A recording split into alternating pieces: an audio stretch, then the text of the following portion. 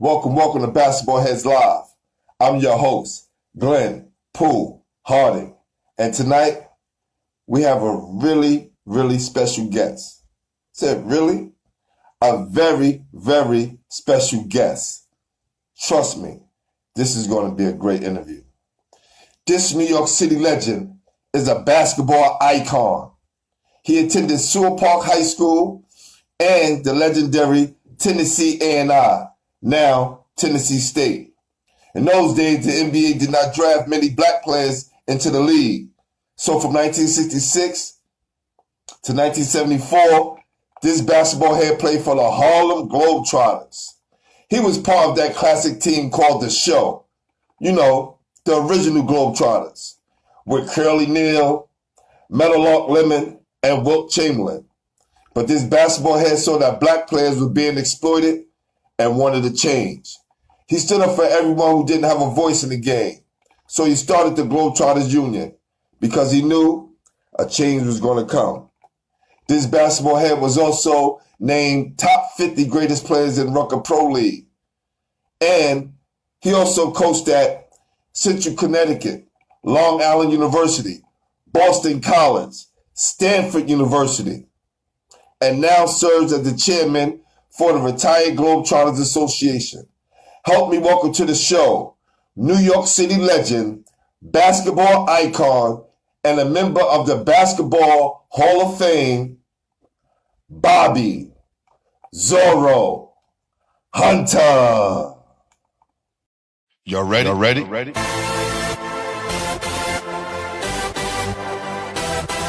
Yes. You have just stepped out into the world of chaos, where everybody goes hard. Come on. Go hard. Go hard. Go hard. Go hard. Go hard. Go hard. Or go home. Never back down. You gotta hold your own. Go hard. Go hard. Go hard. Go hard. Go hard. Go hard. East Coast. Go hard. West Coast. Go hard. Midwest. Go hard. Dirty. Hurry up, everybody, get online, buy your tickets, cause the game about to start. What's happening? Well, how you doing, OG? How you doing, OG? Hey, man, not bad. I went to my therapist today, and I told her, I said, listen, since I can't be wealthy, make me healthy. That's awesome. Listen, brother, we are both shining tonight, man. Yeah. My each one teach one shirt. Okay. Oh, that's classic right there. All right. And since you were such a revolutionary in your time and still are, right? Look what I got on. Oh, my man Malcolm. Okay. All right. Okay. Yeah. There you go. Yeah, my cousin was the first Black Panther here in Harlem, David White. Wow. The Panthers actually came from New York, came from Alabama to New York, and then went to California. That's awesome. And David White was the head of United Harlem Growth, which was giving brownstones back to people in Harlem. And he lined up in 36th Street. That's the first place. Luther Gale still has his place. I had 2 brownstones across from PS 36. Wow. I don't want Tank to be mad at me, so I had to show that, you know. It's all good. The it's real all basketball good. player's a Harlem shirt. Definitely. First of all, I'd like to say welcome to the show. I'm glad we can reconnect and make this happen. Yeah. Can you bring the phone down a little bit, sir? Sir, there you go. I need to see that beautiful smile, you know? All right. There you go. I was getting all head there, man. Pause. Nah. All right. Who introduced you to the game? Who introduced me to the game? A guy, I think more or less named Herman White from 129th Street, played with Sack Sanders at Seward Park. And then a guy named Junior Martin took me to my first game. Junior Martin coached the Smalls team. quite a player, was part of the Five Guys. That's going back. That's going back an awful long time. The Five Guys: Willie Hall, Tom Hoover, Tony Greer, Tim Shine, Barry Barnett. Wow, hey, Pickles Murphy. So that's Wow. further. But Cecil Watkins introduced me to basketball life, and Cecil Watkins was head of the Courtsmen. He also coached PS68 Nats. He also brought the referees and had training at PS68. He also had Amcor. He also developed the Courtsman team. And around the nation, there was Pro-Am. And Pro-Am was development of players and referees in like various states. And there was close to 20 of them throughout. Wow. So Cecil Watkins therefore introduced me to Rucker. And the rest is history. And Rucker, who I love because he was able to handle me as he was able to handle. See, Rucker was a personal friend of each player. So anybody tell you, say, yeah, Rucker, that was my personal friend. But he was the personal of each player. And then Rucker had the ability to speak to you in a manner where his voice went right in your ears and it came into your mind and it didn't explode. And it wasn't a yell or a scream or talking down to you. So his communication skills was most powerful. So I said, wow, if he can do this to me, maybe I can do this to some other people. and every speaking engagement I ever had, any basketball clinic, I tried to duplicate Rucker in every manner. Well, you have a few people that's, seen you play on here and who work with you. My guy, Jason Gilliam, right? He said he worked in a few camps with you and did a few clinics with you as well. And he said you have one of the best memories in the world. Yeah, a good memory is a substitute for intelligence. Hey, well, I'll tell you how this went. I was failing, and my mother said, well, look, why are you failing? I said, well, we having a problem in school, especially this girl, Pat, was sitting in front of me with the woo-wah-wooey. And so she said, well, look, if you can remember a whole movie and the title and each player cast in the movie, then this history book would be nothing. So she said, just do it the same way. So that got me started studying just because whatever mom said was right. That's right. That's right. Where in Harlem are you from? 129th Street. You didn't know that? I know now. 129th Street between Lenox and Fifth. Got you. At that time when you was coming up, you had to have a three-piece suit, had to have your hat correct, and then also you had to have your cuffs correct, and then the other is you had to have an Italian knot in your tie. Hey, guys from Harlem are still getting fly to this day, man. So you guys set the foundation for that. Okay. Yeah, definitely. Can you bring the phone down just a little bit? Just a little bit. Here we go. How we doing? There you go. Yeah, there you go. That's the biggie there. Yeah, there we go. There you go. So when you was coming up, who was the best player in the neighborhood? The best player in the neighborhood was John Harris. And John Harris was MVP in the Rucker in the high school in 1958. Ooh. Yes, John Harris. When you say John Harris' name, people shake a little bit. But there was a great player in my class named Irvin Cato that made Cooper in the 7th grade basketball team, so that made it pretty good. And then we had a study game called 5-2. And there you would be working out the psychological method of playing this game. And Walt Simon, who lived in my building, was one of the best 5-2 shooters there was. I think the best 5-2. 5-2. And you talk while you were shooting, and you bet while you were shooting, and it would see how your nerves set. And it really set me for a long list of methods of playing. Best 5'2" shooter, Herman Honey Taylor. Second, Wow. I would think, was Albert Church. Third might be Shorty Marshall. Fourth might be, that's a rough on that fourth one. Now, look, my guy Jason Gilliam knows you well. He said Zoro paints too. He is an avid fan of art and painting. Well, you know, all that time I wasted in class, drawing in class, me, Urban Cato, and Randy, drawing horses. Then one day I found out, hey, maybe I got a talent here. And then some lady said, hey, you're not too bad. And then I got with Lloyd Williams' sister named Grace Williams, 120th on 18th Street, and she taught me how to paint with glass. Wow. And it was like a life changer. And here, she thought I wasn't listening to her, and I listened to every word she said. It's the only thing that I'm meticulous in is painting.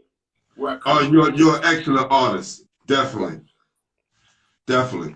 So listen, in the life of young people and in people's lives, young people, there's always one thing. And you have to find that one thing and connect it. And if you don't believe me, ask Duke Tango. I call him Tango Duke.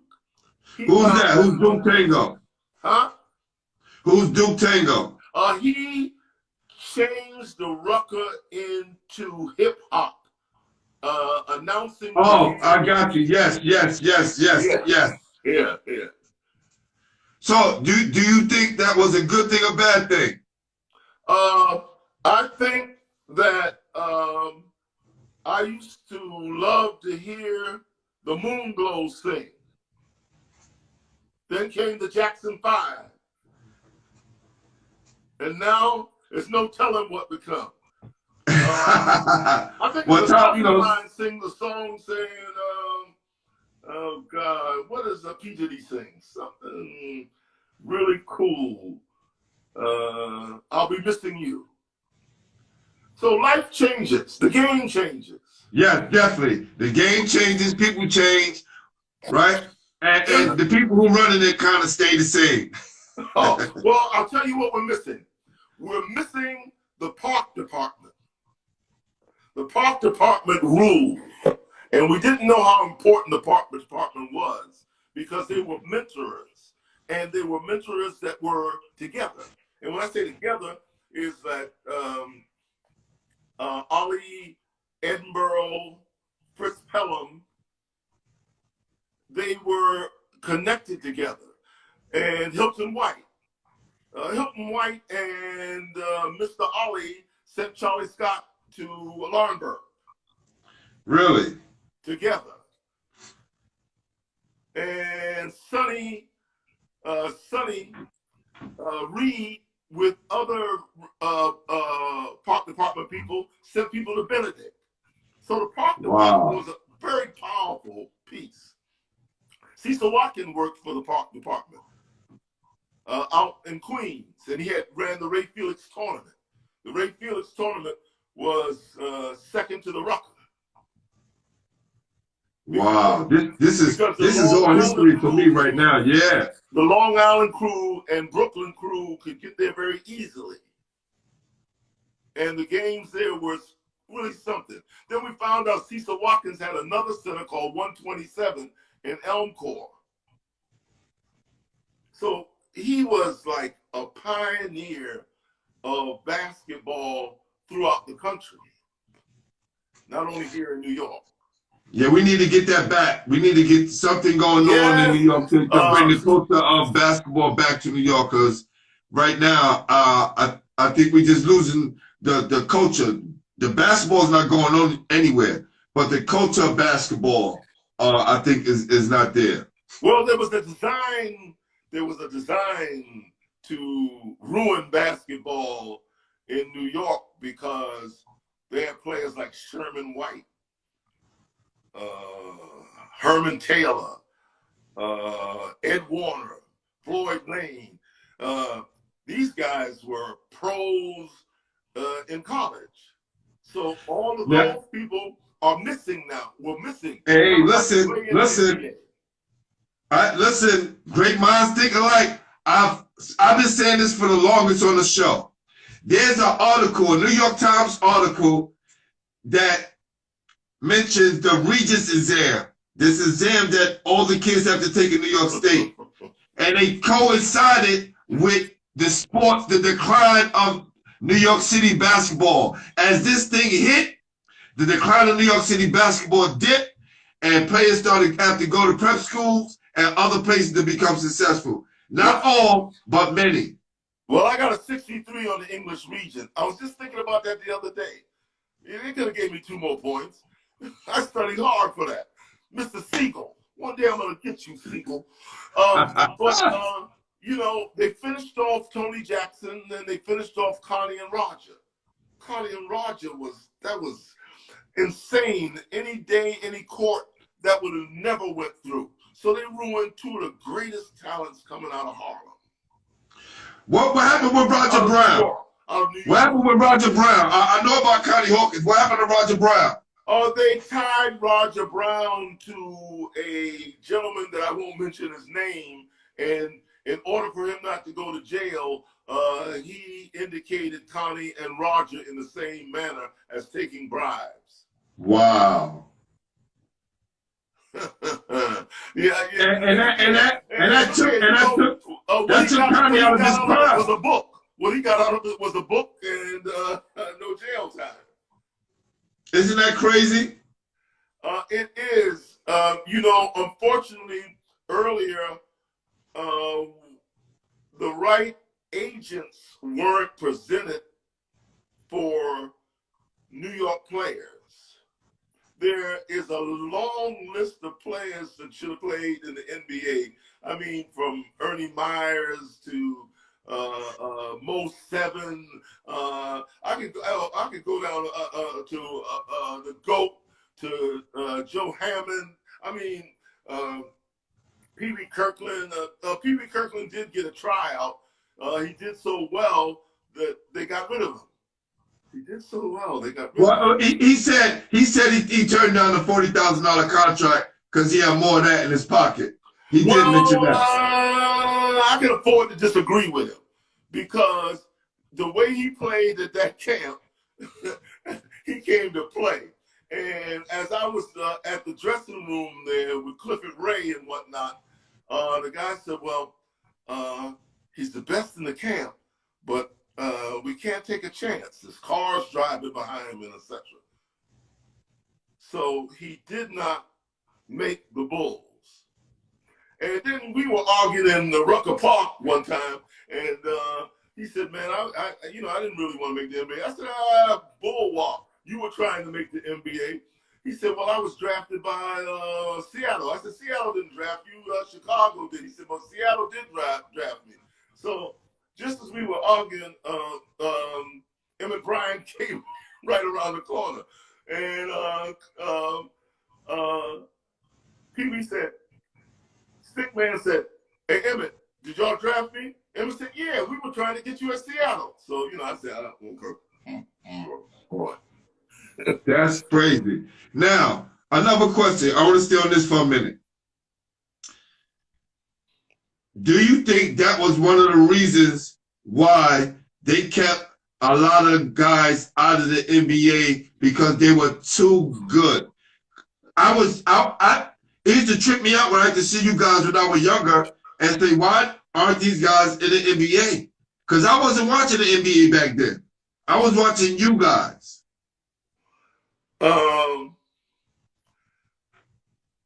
There was a lot of players that made All-American, went on championship teams, and didn't make the NBA, and everyone was surprised.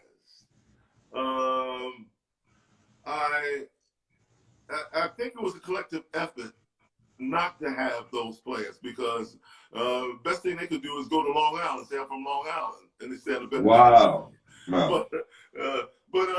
Okay, I'm gonna try to get out of this way. Abe Saperstein said, "Don't have more than 2 New Yorkers on the team at a time." And that's crazy because now overseas, you only can have 2 Americans, and those 2 Americans are usually are black guys. Yeah, well, overseas is a whole different animal. The first time I went to Europe and was in Italy, I thought somebody was playing a joke when they were bowing down and they spoke in a manner that, and I was from 129th Street, so I was used to being cool, but I saw the difference in America and Europe in the treatment of African Americans. And what Abe meant was, see, guys from New York are not going to accept the same thing as other guys do, you know? And that was proven by me and Pablo taking the Globetrotters on strike. And players have been trying to do it for some 60 years, but we were able to manage that, to say, hey, we're not playing because you're not treating African Americans right, and this here is against civil rights. Now take that. Yeah, I read Basketball Grade. Listen, Ollie told me something very important. Ollie said, listen, they're going to try to bribe you. I said, what do you mean? He says, they're going to try to bribe.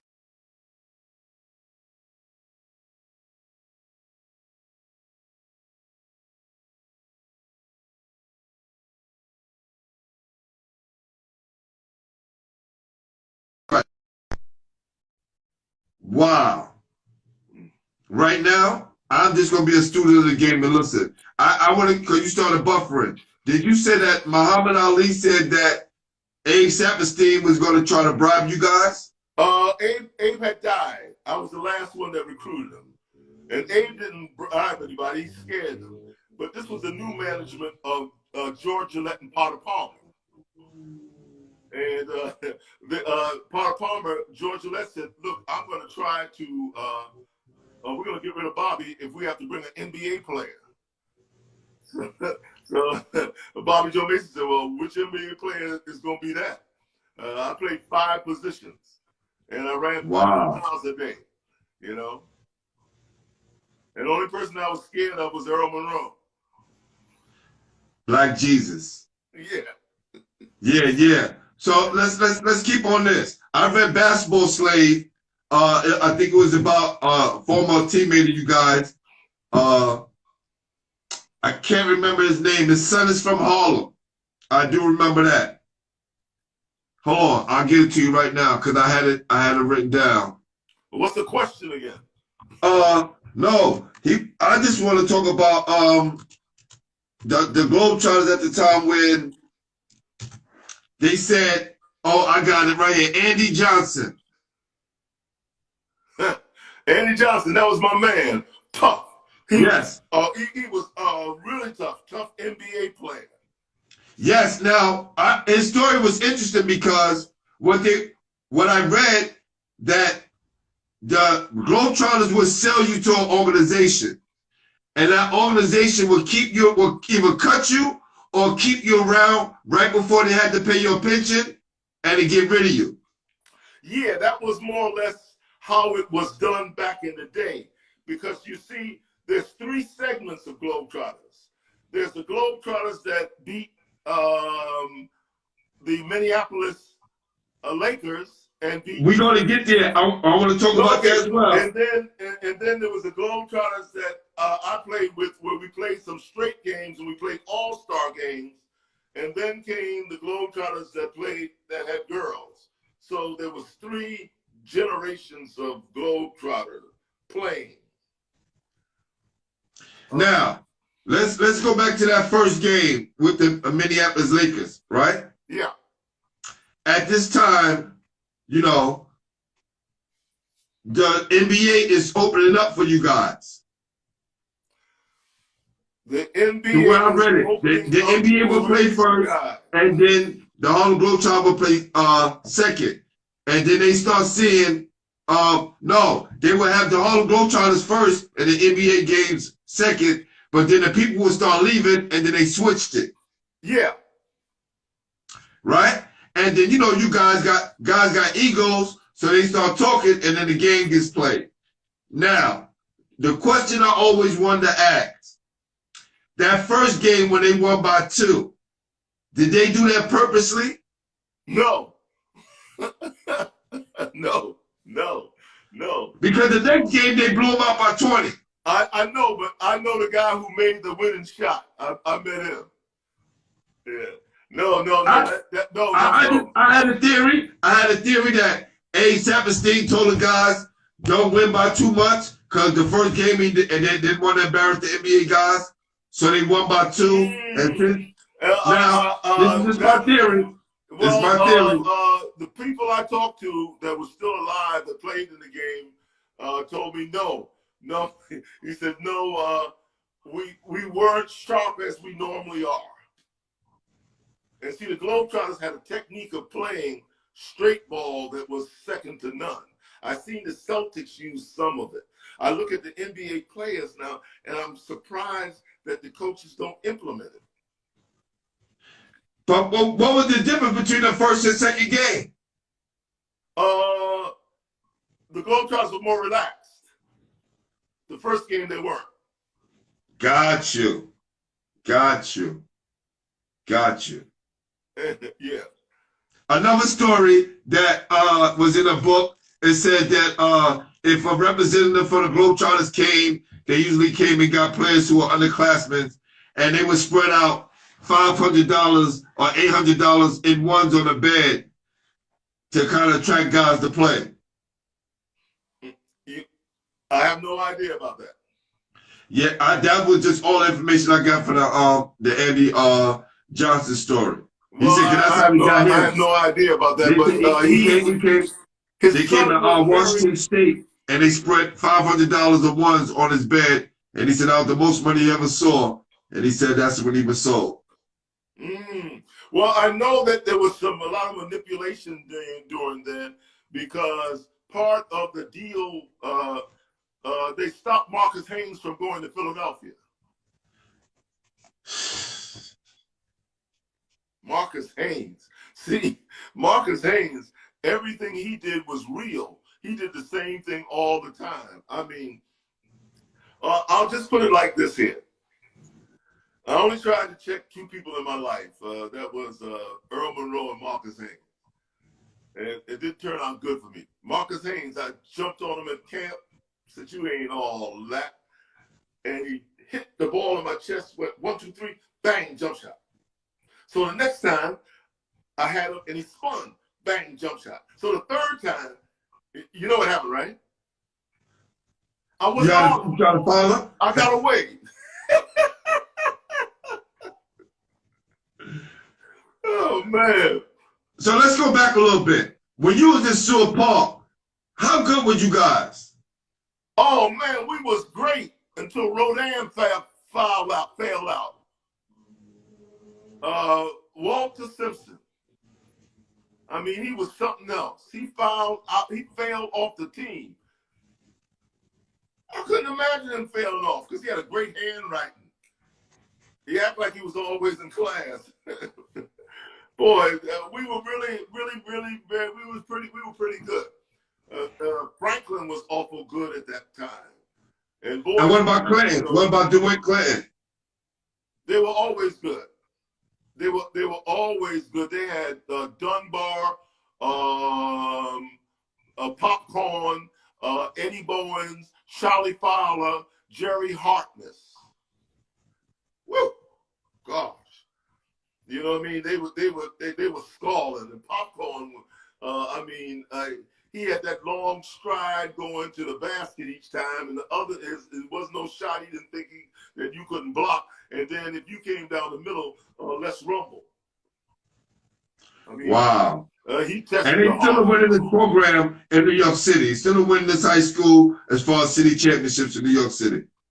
Well, the Clinton team that beat Boys High, they played in the college freshman in 1960. So it was Dunbar, Eddie Bowen, Charlie Fowler, and then they brought me, Tony Gray, and Artie Bird in. And we beat Roger Brown, Connie Hawkins, and Wynn once in Brooklyn, once here.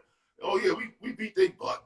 Come on, Popcorn. They still remember Popcorn. And then we had Vincent Shomo playing with us.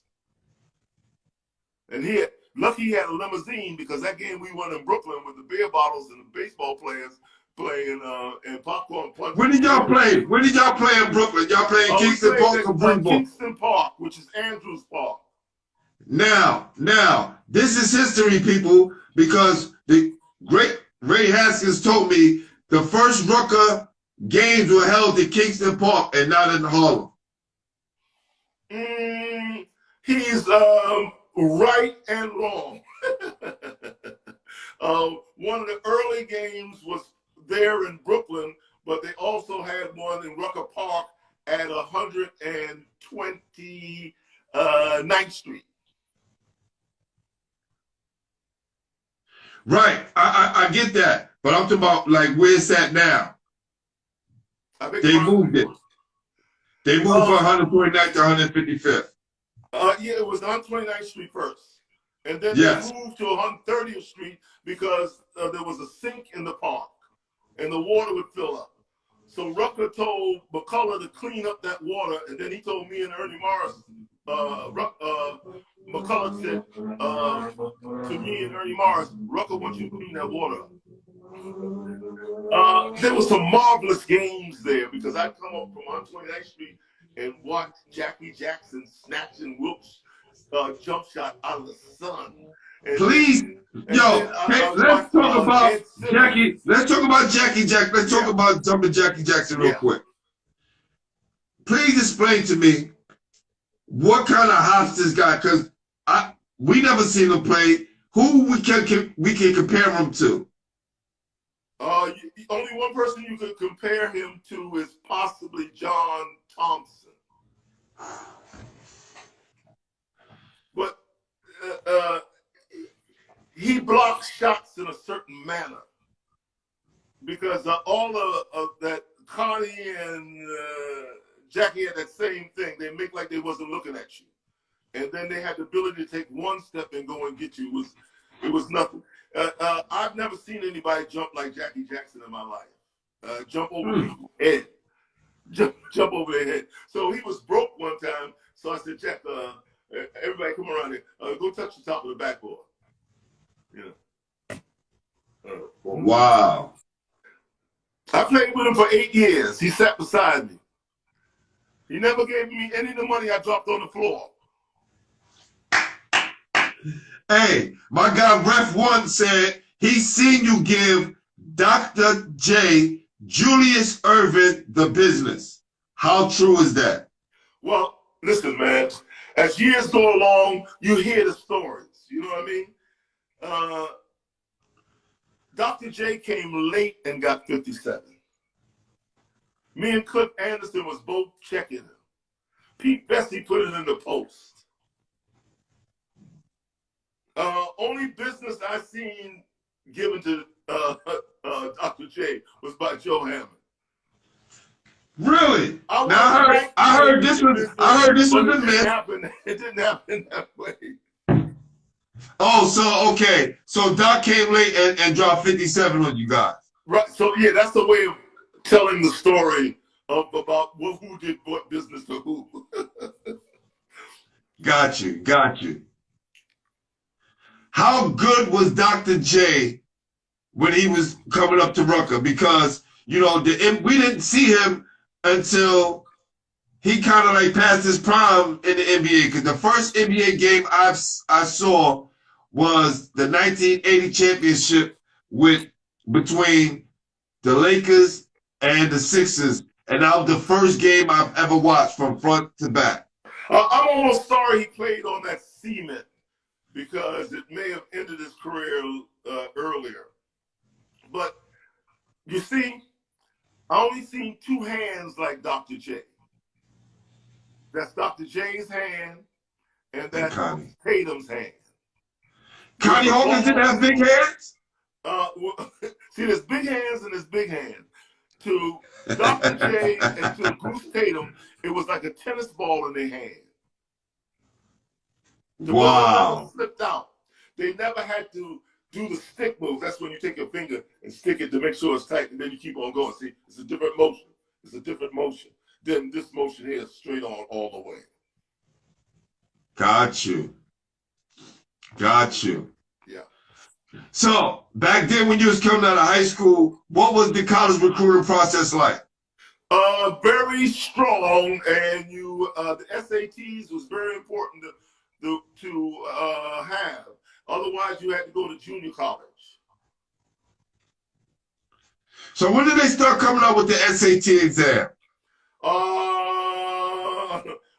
Ever since I know, it had to be early 50s. Right. Okay, I want to see this right now because this is something I should have looked up a long time ago. SAT 1926, founded 1926. Okay, good. Yeah, that's about right. It was adaptation from the Army ID test. And that's how they came up with it. Everything was in 1926. Globetrotters started in 1926.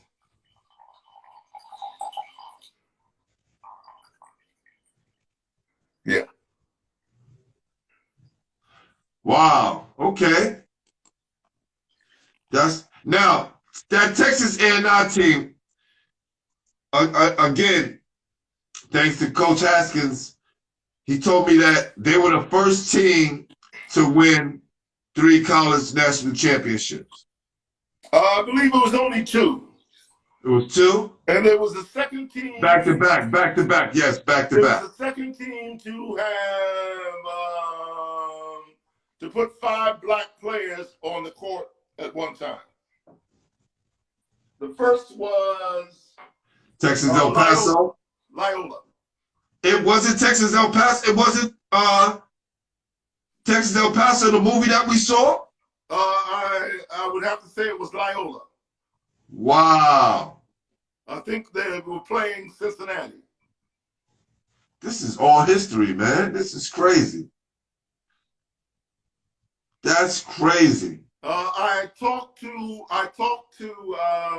David Latine 2 days ago. Powerful. And matter of fact, we were online with Kasia. And Bobby Joe Hill was magic. Wow. Hey, listen. And excuse me. He was the Clinton. Bobby Joe Hill with the Clinton, right? Bobby Joe Hill with the Clinton, right? Willie Worsley. Willie Worsley with the Clinton? Yes. Where did Bobby Joe go? Where did he come from?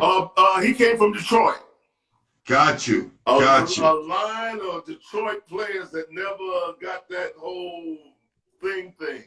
They had a group come out in 1960. Yeah. Really something. That movie with the 5 basketball players. Oh, yeah. But he said they wasn't the first one to put 5 black guys on the floor. He said Loyola was. Oh, shit. This is crazy. It was called a Glory Glory Glory Road. Yep, I'll Glory arrange Road. for you to have Jerry Hartness on.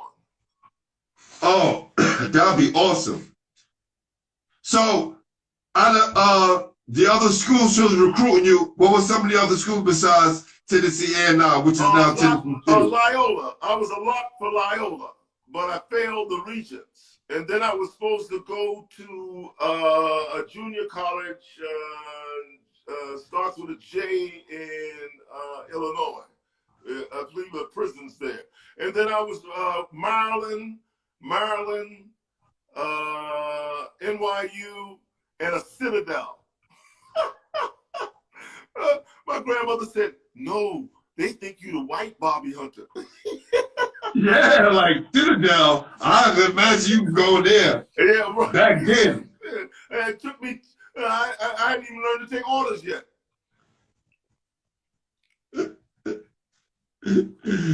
So how was life for you down in Tennessee coming from New York? They called me Manhattan.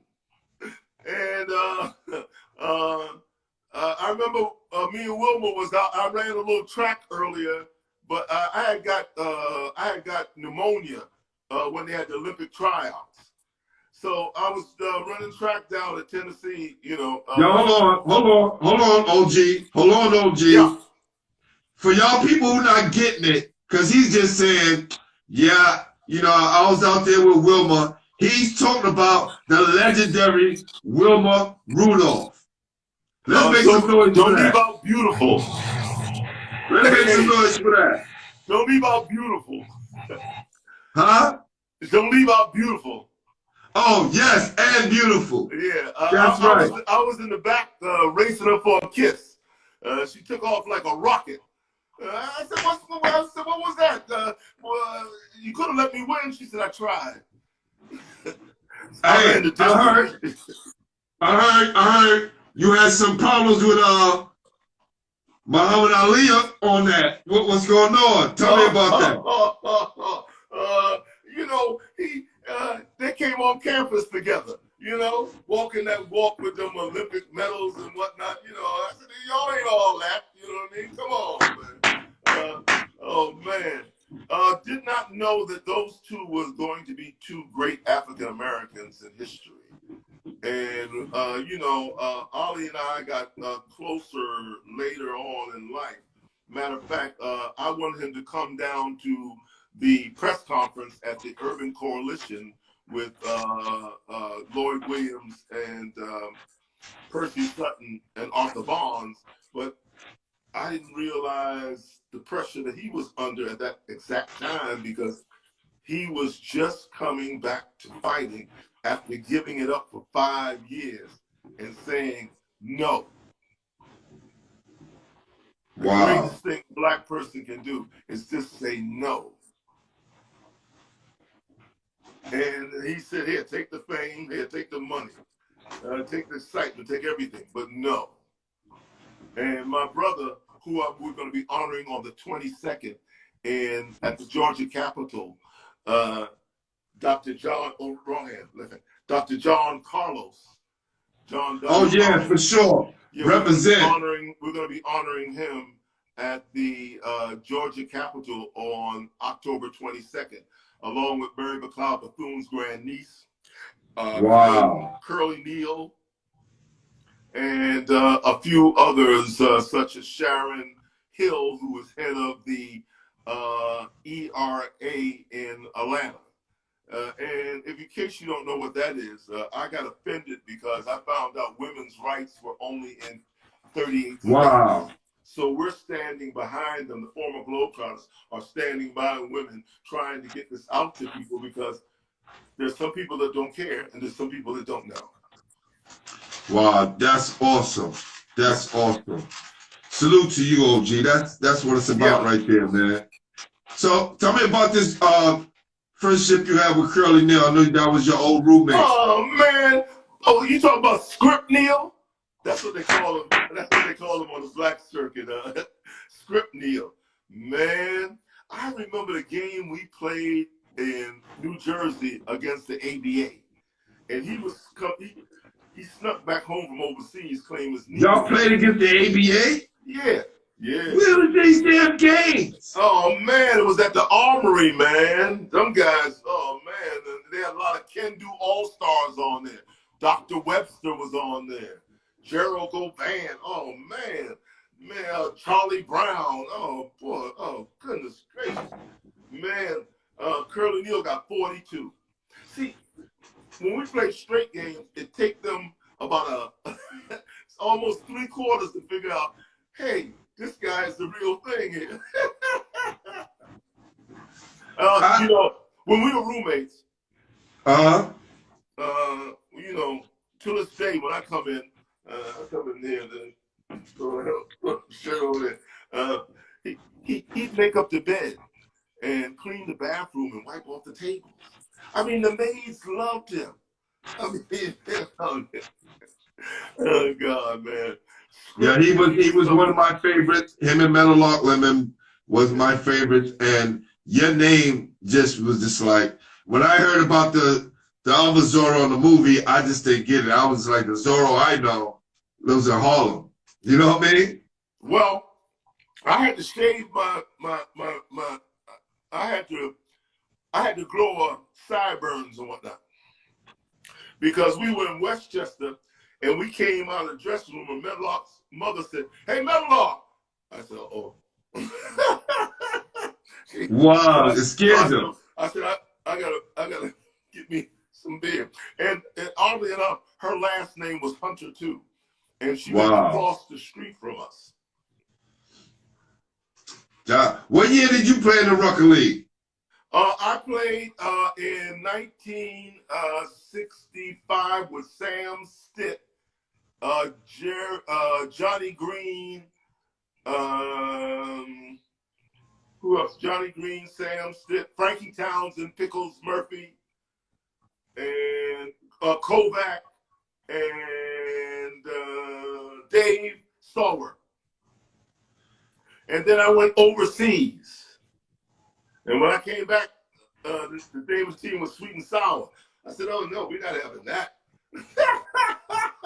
You gotta tell them to pause on that one, OG. Oh yeah, we changed that. I said the name of the team is the Urban League, and we got some blue uniforms and put in Ron Jackson, Tony Greer, Willie Hall, Wally Goodwin, and Pickles Murphy, and Frankie Townsend, and wow, a guy from Brooklyn named Smith, Smiley Smith. That's crazy. Because the way you talk now, like you uptown guys is always coming to Brooklyn to play. I know in my era, a lot of uptown guys and Queens guys didn't come to Brooklyn to play. Well, some of us was different. See, if you're all black, you go anywhere. So I play in Brooklyn with Niles, Butch Niles, and Jackson. Jackie Wilson. Oh, Jackie Wilson. Okay. There was a famous game in Soul in the Hole. TV Vincent was there. TV Vincent's old time player. That's going too back for everybody.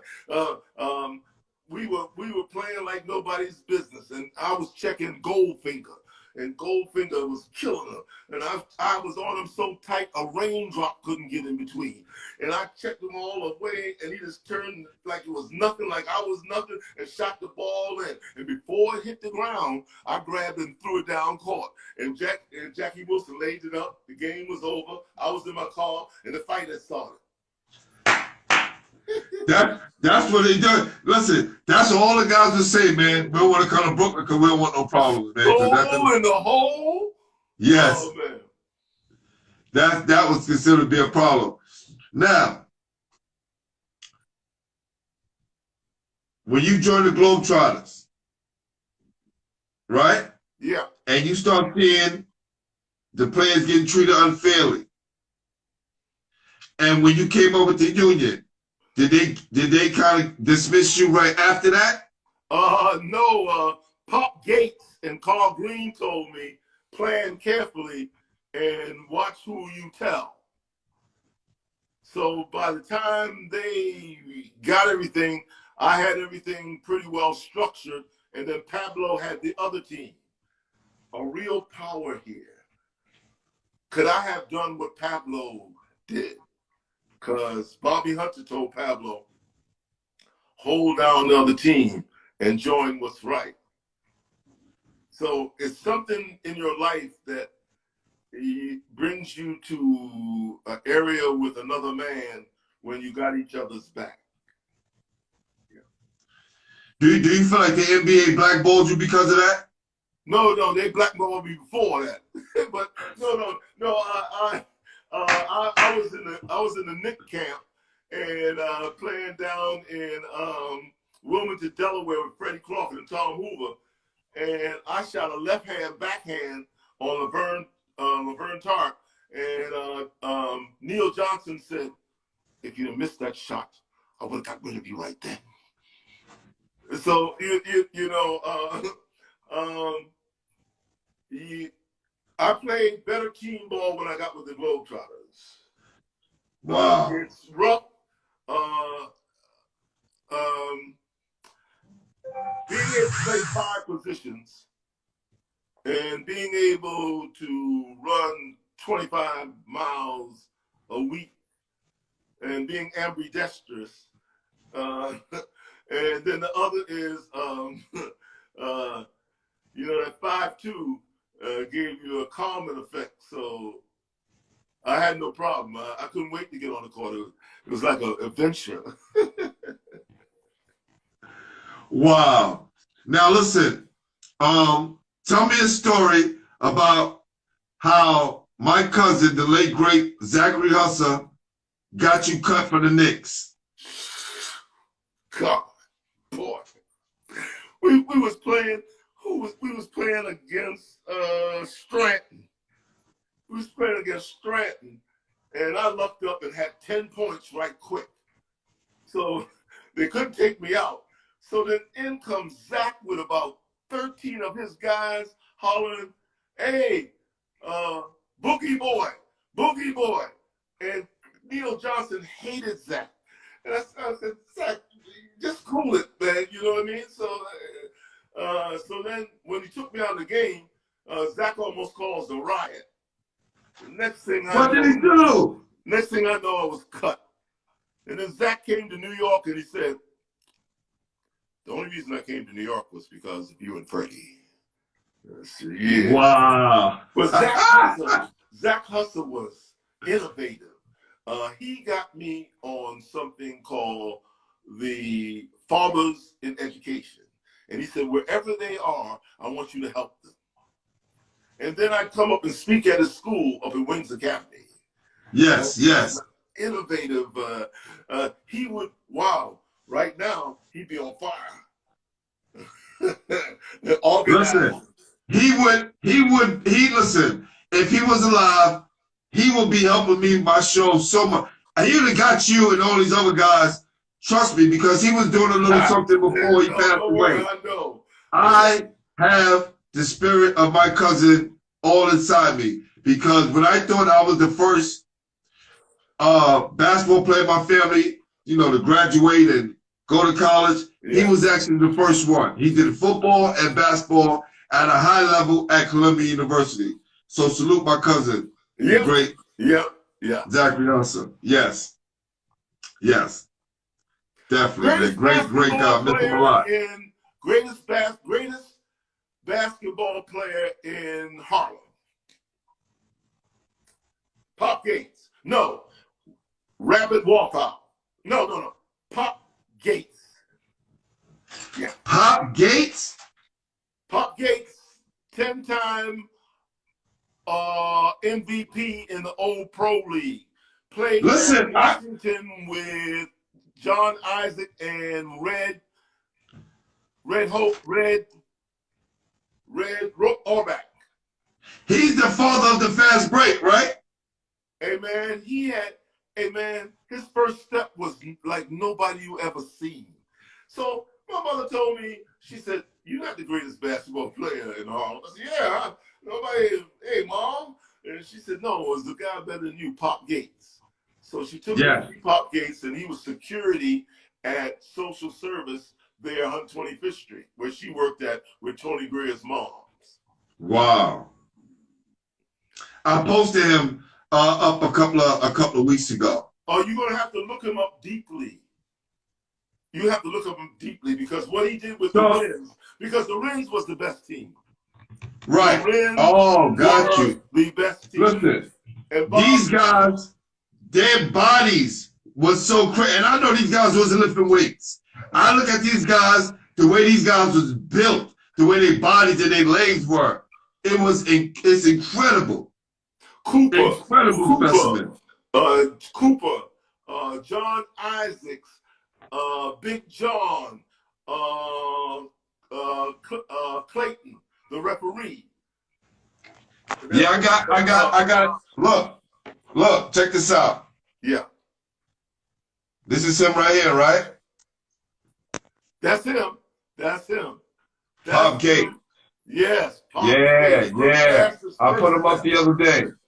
Listen, man, the Rams beat the Globetrotters so many times, the Globetrotters bought the Rams. You serious? Abe was serious. They was dead serious. Bob Douglas, you can say he was a innovative fighter for civil rights. How could that be? Because he took a team back in the 1920s and traveled the United States. He developed hotels where black people could stay, or rooming houses, or however it goes. He developed the first basketball schedule. he developed the first basketball camp. Unfortunately, we talking about Pop Gates. we're talking about Bob Douglas. Bob Douglas. The owner, coach, creator of the Wrens. Ah, got you. Got you. So nice. When Kareem said on the shoulders of giants, he wasn't explicit enough, because it was more than just basketball. It was life in America. Wow. Yeah, I'm definitely gonna put them up. I'm glad you mentioned these guys. Yeah. Because I would have never And look known. up the Washington team with John Isaac and Pop Gates and this other white guy, I can't remember his name. And also look up Red Auerbach.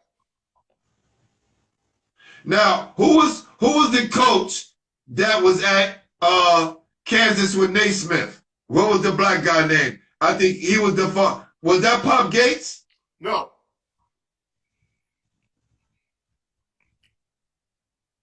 It was I think they mentioned that Pop Gates Pop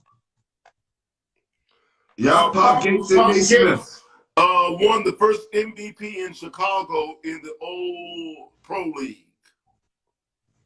He's an 8-time MVP All-Pro. By Charlie Hoxie. Charlie Hoxie worked at Wagner. Wow. He mentored all those guys: Joe Hammond, Tito Ortiz, Chico Ramos. That was a deep job that him and Howie Evans had in mentoring kids there in the Wagner projects. Wow. Howie Evans brought the first tournament, the Big Apple tournament, to New York, where black players who hadn't been seen before would be able to play. Him and Eggman was designing a method to help black players go to school and still be on the same level, because they were being stopped through a process here in New York. Wow. And I played the Big Apple game. Definitely helped me out a lot. Keep my game sharp, and it gave me something to do during the summertime. I'm reading off something from Pop Gates. It says 8-time world champ All-Pro, 2 professional world champions, 10 professional tournament appearances, first African-American player coach in the major leagues, and 1 of 2 in the NBL. Wow, won 68 straight games in 1939. Woo! And there's more there. Yes. You know what I mean? And when he went up to the Hall of Fame and to go into the Hall of Fame, and he went there on 2 levels. One is a Globetrotter, but the other one as playing in the old Pro League. He handed me his cane, and he said, "I'm gonna walk up there straight." And it took me a while, but I got the feeling of what he meant. That's what kind of person he was. Wow. So what was traveling like back then for you guys in the days playing with the Globetrotters? Was it difficult traveling through the South? Slavery on a bus. But as Rick Barry would say, NBA players got to wash their own uniform in order to have it for the next day for a game. Just in case you Globetrotters thought you all were the only ones. They don't got to worry about that no more. No, you don't, but all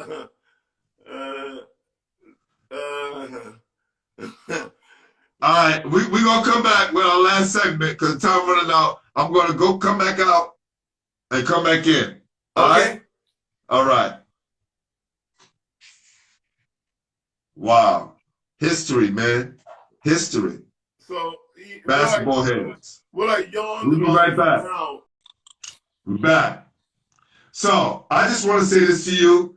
You know, I know a lot of players sacrifice their integrity, right, for us, and sacrifice everything for guys like myself. And I wouldn't say integrity, I'll change that word, but sacrifice. That's the word I want to use. To help guys like myself be able to get an education through basketball. And I think that those things that were set up to help me, all of those tournaments, the shirt that you have on, I remember playing in that tournament.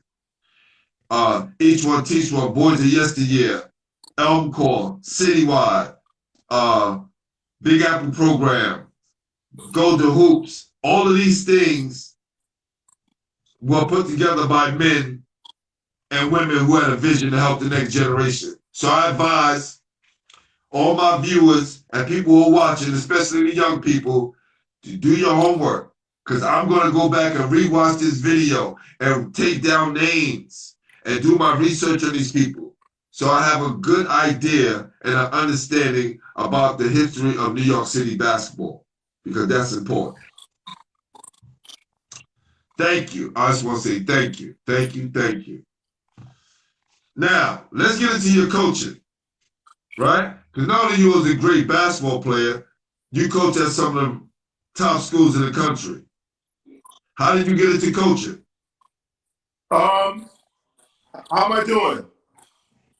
You doing well. I can see you. I can see you. Oh, can you hear me? Yeah, I can hear you. Yeah. Okay, very good. So what occurred was I wanted to, I got into coaching through Rucker, and then I was coaching at the pro tournament. And also, we ran a tournament on the morning side called the Harlem Globetrotters tournament, where Leroy Otis and Earl Mango refereed. Wow. That's awesome. So and that's how, and that got you into coaching. That got you into coaching. What got me into coaching is something that you were talking about earlier. It was the academic and also the basketball. So I finally figured out the academics. And the academics was just simply good manners. Because if I went to a teacher and said, would you please help me? Then they would. And my mother hit me to that. So I wanted to show young people that thought maybe they didn't have a chance that you do. And I lost to John Thompson. I lost Patrick Ewing because I had him going to Boston College. But John Snatch got him to go to Georgetown because they approached it as special tutoring. Yeah. So one of the things in coaching, and that's the first thing I said at Boston College, is I said, I'm never going to betray African students. And what I did was, I had a car, and I put about 5 or 6 of them in and drive them around to their teaching.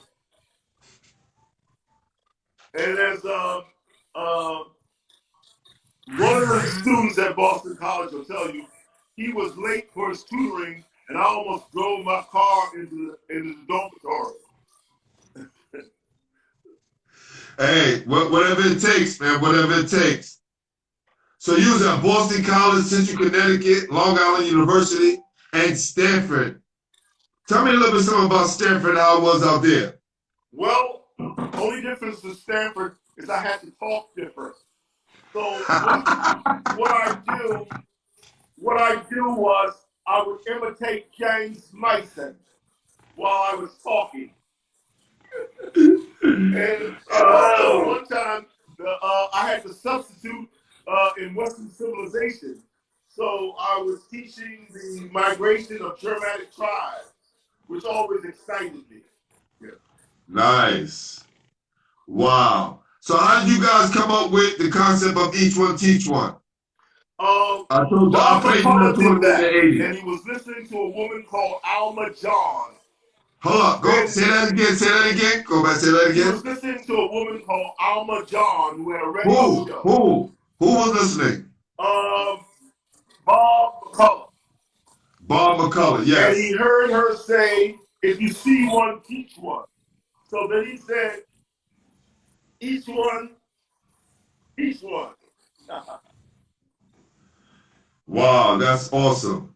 Now, I posted your video, Drug Free World Program. Tell me a little bit something about that. I found out they were trying to make drug addicts and kids in the 5th grade and drug dealers, and no one was doing anything about it.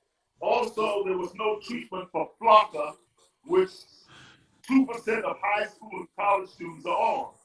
So I started an Each One Teach One drug program, and that ain't my thing. And I'm looking to take it with the former Globetrotter food program around the country. That's awesome, man. So now, let's talk a little bit. So bring the phone down some, OG. Oh, okay. There you go. Now, I see you're a great artist. Some of the stuff that you sent me is absolutely incredible. My guy back here, he's a ball player and artist like yourself, Jamel Powell. He's a sketch guy. He's a sketch guy. He said, yeah. He said he's a sketch guy. He said, can't tell me you can do with the paint too. Hell yeah. Yeah. We just doing that. Oh, He's doing full painting, right? That's something they gotta call for. Organization Art Against Violence. We say, don't pick up a gun, pick up a brush. Yeah, he does it with the brush as well. Oh, yeah. Definitely. And he got some cooking up nice for you. I saw something he did last week. He did something on Rick that was very good. He did on Rick. The only thing wrong with Rick was he left the E out in his name. Yes, we got to put the E in there. Yes, he said. Oh, gee. God make some noise for you for sure. That's real. Oh, that's so funny. That's so real. That's real. So, now, the best high school player you played against, Connie the Hawkins. best college, and the best pro. Connie Hawkins, best college.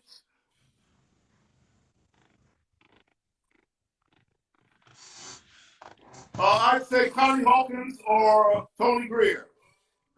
And what about pro? Pro would be Earl Monroe. Oh yeah, the one that. What the hell did Earl Monroe do to you that you keep mentioning his name? Well, we were playing an all-star game with that Sonny Dove would have in Brooklyn at St. John. So St. John. I'm going to do, since you mentioned that, this weekend, I'm going to do a tribute to St. John this weekend. I'll be out St. John this weekend. Yes. Well, tell me about this game. Okay, so Rick Barry was in the game. Oscar Robertson. Hold on. OG, you're going too fast. I'm going to check Earl. Hold on. Time out. Earl was Time out. Let's go time out. You read these names off too fast. It's normal to you, but it's not normal for everybody out here listening. Okay. Who are some of the players that was out here playing at St. John's Park again? Rick Barry, Oscar Robertson. What? Hold on. Stop out. Come on, man. What? In Brooklyn? Coal mine. Wow. I've never heard of this. Harvey Carmine? Yeah. Wow. God damn. Who else? You? Nate Bowman, Willis Reed, Emmett What? Bryant.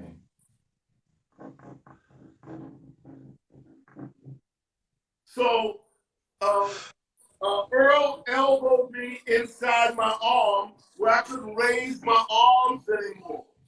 I couldn't play D on him anymore. So then I was trying to figure out psychologically, did he do this on purpose?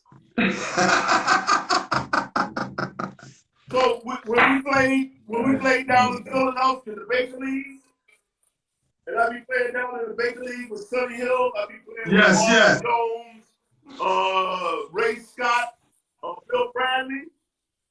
I'd switch every time I got on Earl. I was used to people checking me, not me checking them. Wow. This is crazy. Rick Barry, Oscar Robertson, Harvey Carmine, yourself, Willis Reed, Earl Monroe. Who? Emmett Bryant. Who? Who? Emmett Bryant. Emmett Bryant. MVP 1969, played with the Celtics. Wow. Who got MVP in that game?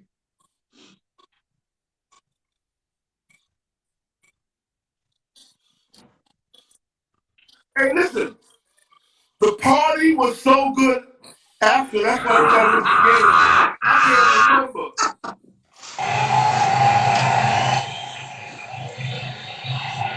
So I'm gonna invite Mike Davis, the Crusher, for one of your shows.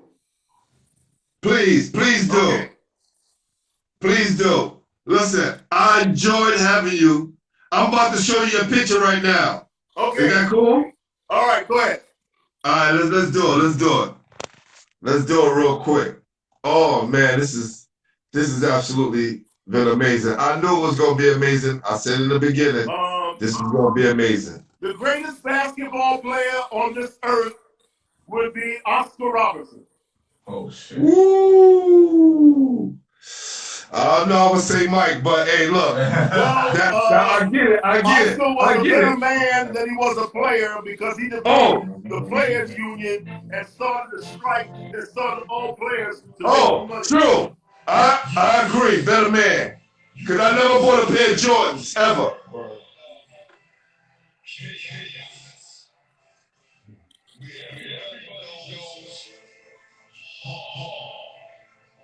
You played around the world, Bobby.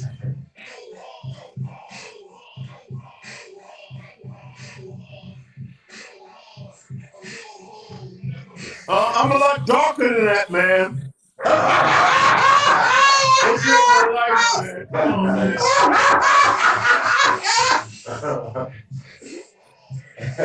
Don't light me up now. You want to talk about it? Tell him make you darker. That's my guy right there. Oh man. This is awesome. This has been awesome, man. Listen. Hey, so listen. When we were at the NBA All-Star breakfast, Kareem was asked this question on the big screen TV, and there's about 3,000 people there. And they asked him, Kareem, when did you know you finally made it? So he paused for a while, and he said, when I blocked Wallace Goodwin's jump shot. So who's that? Around. Wallace Goodwin. Wallace Goodwin was a player that played on my pro team, but he also played at GW. But nobody knew who he was, and they were looking around. So I yelled, hey, I know Wallace Goodwin. I know Wallace Goodwin. Listen, well, last question. Top 5 players in New York City history. Top 5 players in New York City? Yes. Okay, so I would have to say Danny Archibald, Connie Hawkins, Roger Brown, Tony Jackson, And the last one is a rough one.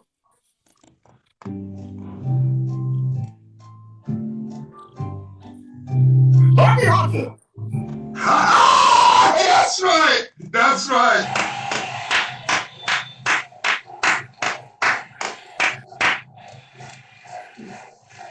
Oh man. Listen, I just want to thank you, man. Thank you.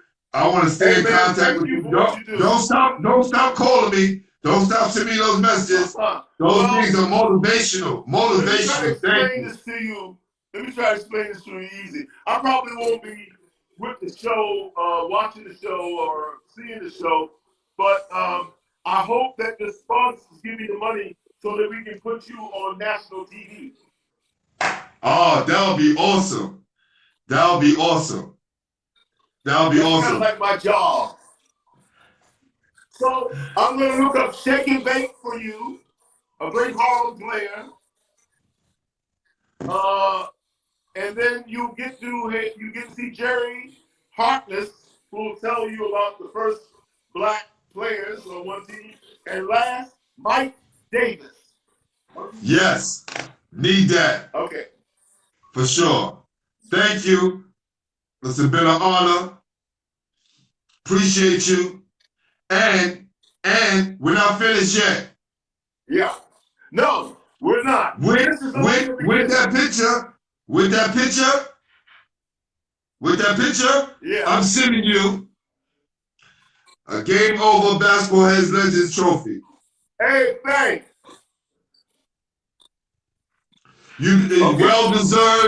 Well deserved, and I just want to say thank you again. All right. Just send your address, whatever, where I can send it at, and we'll be sending it out next week. Okay. Thank you.